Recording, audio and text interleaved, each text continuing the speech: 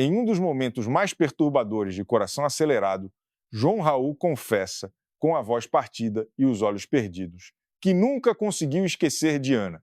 Ele repete o nome dela como quem recita uma oração antiga, como quem carrega no peito uma ferida que se recusou a cicatrizar.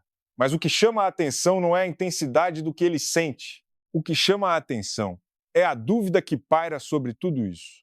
João Raul está amando uma pessoa real, de carne e osso, que cresceu, mudou e viveu anos inteiros sem ele? Ou está amando a versão de Diana que ele mesmo construiu na memória, polida pelo tempo, intocada pela realidade? Há relacionamentos que não se desfazem por falta de amor. Eles se desfazem porque um dos lados para de enxergar o outro como uma pessoa de verdade e começa a enxergar apenas a imagem que guardou dentro de si. E é exatamente nessa fronteira, a mais dolorosa de todas, que João Raul parece estar parado. Se você chegou até aqui, deixa o like agora, ativa o sininho para não perder nenhuma análise nova e comenta o que você acha dessa história. Sua opinião faz parte do debate. Para entender o que João Raul realmente está buscando, é preciso separar duas coisas que parecem a mesma, mas não são. De um lado, existe Diana como pessoa real, alguém com história própria, com medos, escolhas erradas, transformações, camadas de dor que os anos criaram. Do outro, existe Diana como memória, uma silhueta guardada na mente de João Raul, onde tudo ainda está inconcluso, bonito e preservado do desgaste do tempo.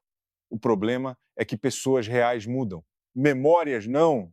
A memória fica parada exatamente da forma como a pessoa quer lembrar. Ela é mais suave, mais luminosa, mais fácil de amar do que a realidade. E se João Raul carrega o nome de Diana há tempo demais, existe uma chance concreta de que o que ele está segurando com tanta força já não seja uma pessoa, e sim uma imagem idealizada que nem ele mesmo quer soltar. Mas é justamente aí que a narrativa se torna mais dolorosa, porque existe uma diferença enorme entre amar uma pessoa e amar a sensação que essa pessoa um dia provocou. Amar alguém de verdade significa aceitar que ela já não é a mesma de antes. Significa estar disposto a encontrar os lados sombrios, as escolhas que machucam, as mudanças que decepcionam.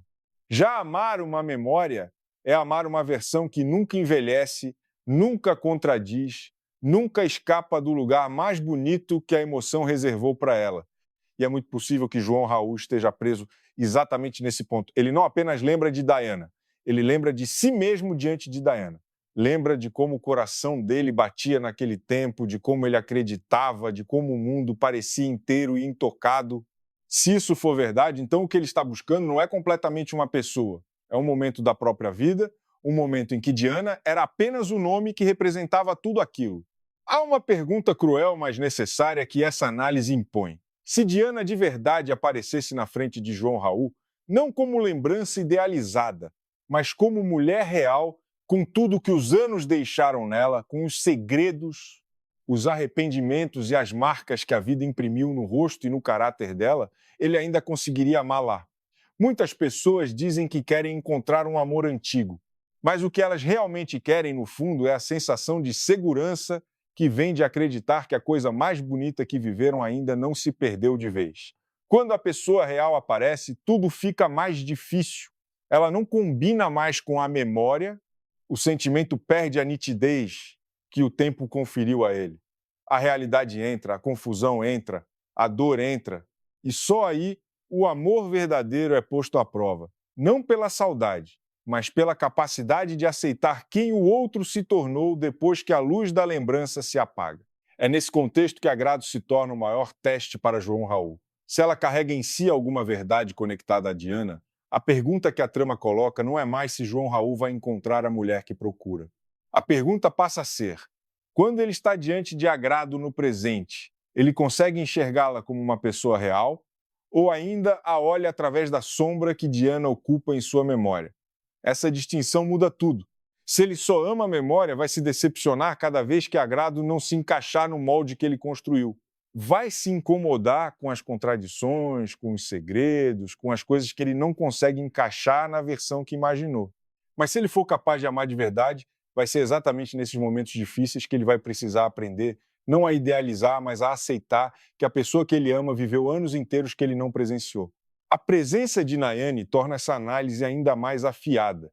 Numa trama em que identidade, passado e sentimentos estão cobertos por tantas camadas de engano, um homem como João Raul corre o risco real de ser conduzido por aquilo que ele quer acreditar e não pelo que está genuinamente diante de seus olhos. É esse o perigo da memória quando alimentada por tempo demais.